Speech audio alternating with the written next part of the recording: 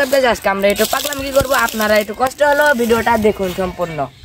আপনি এখন যান, সূর্য গরম হইতে শুধু গোয়ার মধ্যে পানি দিবে যাই আমার দেন তোর আগে ঠান্ডা করে লো সূর্য গোয়ার মধ্যে পরে দেবো তোমারও লাগবো না বড় তোমারও দেই নিজেরও ঠান্ডা বানিয়ে নই